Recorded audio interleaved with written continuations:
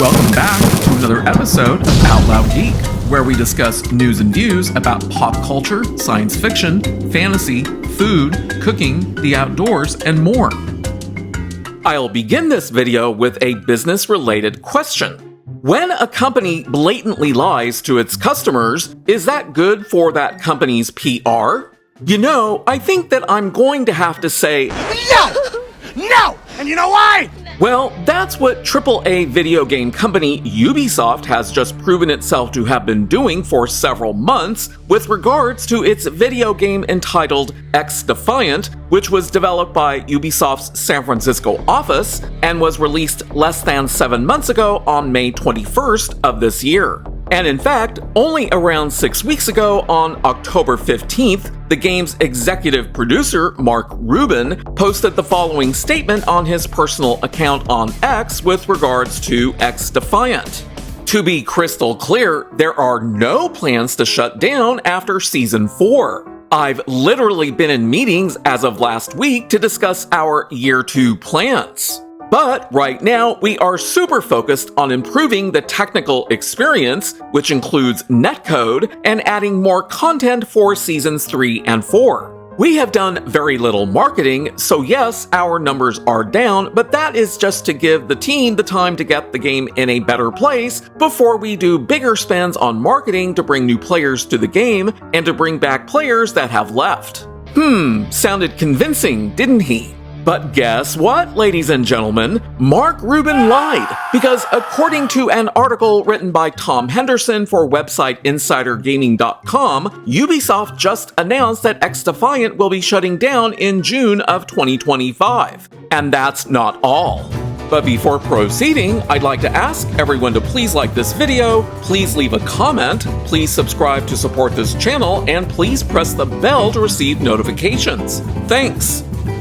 In an article published on December 3rd entitled Exclusive Ubisoft's XDefiant will be shutting down in June 2025, Tom Henderson wrote, "The news was mentioned in an internal all-hands meeting today, meaning December 3rd.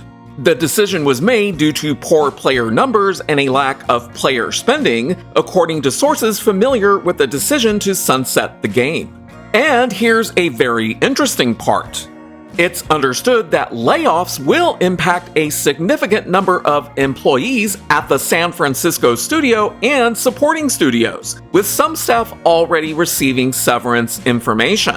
Which means that those employees are going to be out on their asses very soon. Another wave of layoffs will happen in February, with Ubisoft San Francisco and Osaka closing its doors. 277 people are understood to be losing their jobs. And that's truly unfortunate, as 2 entire Ubisoft offices are going to be completely shut down, with everyone at those locations losing their jobs. And what it also says is that Ubisoft has zero confidence in any of those 277 employees. Let's see, wasn't it earlier this year at the Game Developers Conference, which was held in San Francisco, where those 100 or more attendees walked out in order to express their frustrations by screaming their heads off in a public park?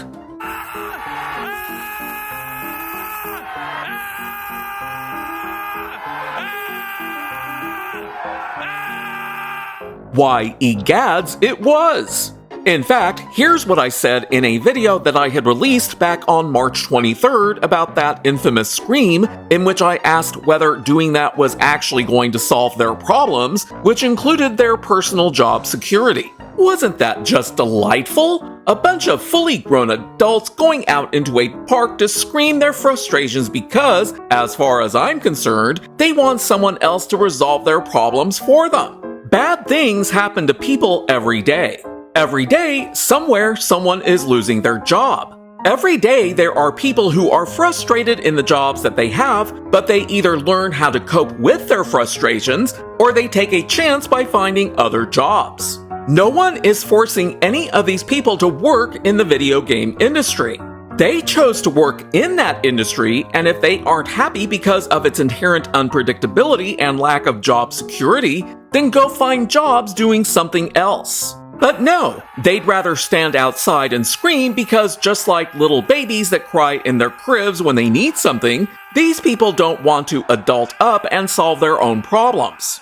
They'd rather have their managers, their leads, or their mommies and daddies solve their problems for them because they're entitled and would rather go out into a park to scream their frustrations just like that spoiled brat Veruca Salt in Charlie and the Chocolate Factory when she has a temper tantrum when she doesn't get her way. So guess what, Ubisoft San Francisco game developers? If any of you went out into that park back in March to scream your heads off, I don't think that it helped you, did it? But let's go back to the article. Season 3 will be the last entire season of XDefiant, with a skeleton crew maintaining the title until June 2025. According to those familiar with the situation, Ubisoft will be updating XDefiant players on refunds for cosmetic items and other purchases at a later date. This sounds like a repeat of what occurred with Concord back in September when it was unexpectedly shut down, as I had talked about in a video that I had released at the time. XDefiant started its uphill battle soon after the release of Season 1, with a lack of player spending having the team scrambling to cut costs. In August 2024, Insider Gaming reported that XDefiant was on borrowed time, despite initially having strong player numbers. Frustrations within the studio were always aimed at its leadership, who refused to take responsibility for the project's shortcomings, which could have been avoided with a better studio culture, said the people. You mean like not trying to push woke identity politics into absolutely everything that Ubisoft does? In late March 2024, Tom Henderson reported on the studio's toxic work culture, and despite an internal investigation that concluded last month, he was told that the issues had been swept under the rug and that its problems were still prevalent. Ubisoft hasn't abandoned DEI or woke identity politics, has it? Maybe the Ubisoft San Francisco employees didn't scream loud enough in that park, which was also last March. Or maybe they should have done something far more constructive within their work environment. And if that didn't work, then they should have looked for better jobs, which is what all of them are now going to have to do since Ubisoft is going to be closing that entire office down.